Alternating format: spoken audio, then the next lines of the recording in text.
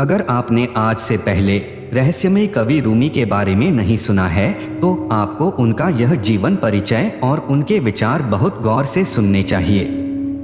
आप सुनकर हैरान हो जाएंगे कि एक ईरानी और मुस्लिम कवि होने के बावजूद उनके साहित्य में भारतीय जीवन दर्शन की गहरी छाप दिखाई देती है।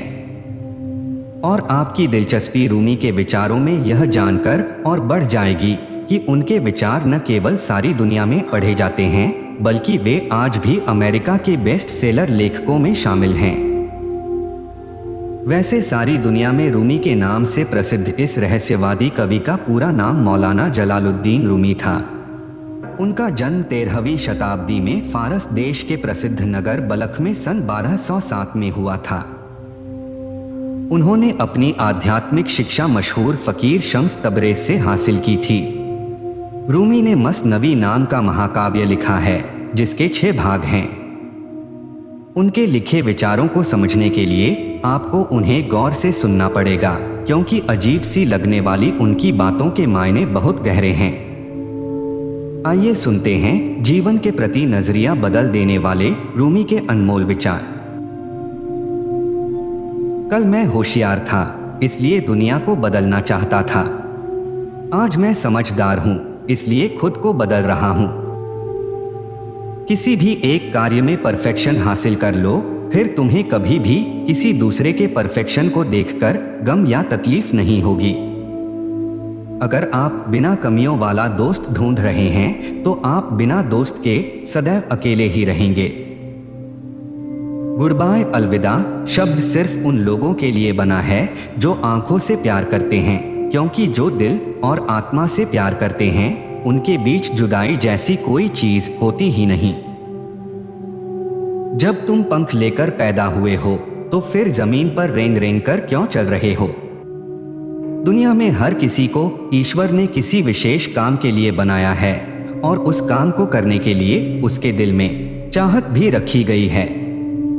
जब आप संघर्ष के दौर से गुजरते हैं सब आपका विरोध करने लगते हैं।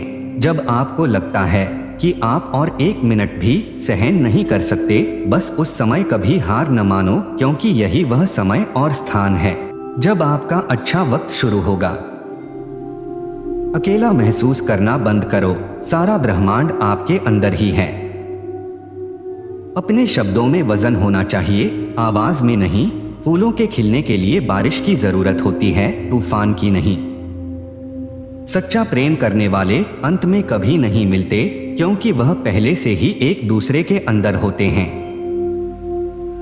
इस ब्रह्मांड में जो भी कुछ है सब तुम्हारे अंदर ही है। अपने अंदर झांक कर देखो। क्या आप प्यार की राह के मुसाफिर बनना चाहते हैं? अगर हाँ तो पहली शर्त है खुद को मिट्टी में मिलाना होगा। यह दुनिया एक सपना है, जब मौत आएगी तब सवेरा होने का एहसास होगा और तुम हंसोगे कि जिन दुखों को तुम गले लगाए हुए थे वह वास्तव में थे ही नहीं। तुम कोई समंदर की बूंद नहीं हो बल्कि तुम स्वयं एक बूंद में समाया हुआ समंदर हो। दूसरों की कहानियों से संतुष्ट मत होइए बल्कि खुद अपनी कहानी लिखिए।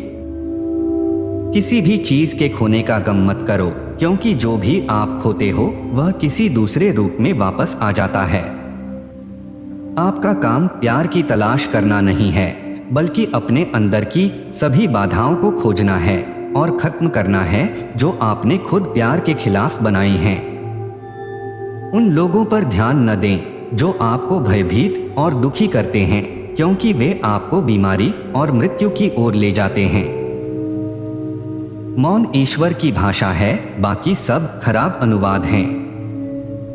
जिसे कम या ज्यादा की परवाह नहीं, जो नाम और प्रसिद्धि के बंधनों से मुक्त है, बस उस इंसान के जीवन में ही शांति है और वह स्वयं के और दुनिया के गमों से मुक्त है। जब आप अपनी पूरी आत्मा के साथ काम करते हैं तब आपके अंदर खुशी की एक नदी बहने लगती है। आपके जीवन को सिर्फ एक ही इंसान बदल सकता है और वह इंसान है आप खुद। अपने दिल में मिठास को खोजो, फिर तुम्हें हर किसी के दिल में मिठास नजर आएगी। यह जो तुम्हारा रास्ता है इस पर तुम्हें ही चलना है। बाकी लोग तुम्हारे साथ तो चल सकते हैं लेकिन तुम्हारे लिए नहीं। दुनिया में किसी भी काम की कोई सीमा नहीं है सिवाय तुम्हारे दिमाग की सीमा के। यह ब्रह्मांड जो तुम बाहर देख रहे हो यह तुम्हारे अंदर ही है। हर चीज जो तुम बाहर ढूंढ रहे हो वह पहले से ही तुम्हारे पास है। सिर्फ प्यासे ही पानी को नहीं ढूंढ रहे बल्कि पानी भी प्यासों को ढूंढ रहा है। इस तरह चमको जैसे सारा ब्रह्मांड ही तुम्हारा है। अपने भोजन को ढूंढता हुआ शेर ही सबसे ज्यादा खूबसूरत लगता है। गुलाब के फूलों की सबसे दुर्लभ खुशबू कांटों में रहती है। क्या आपको अभी तक नहीं पता दुनिया जिससे रोशन हो रही है आपका ही प्रकाश है। आपके दिल का आकार समुद्र जितना है।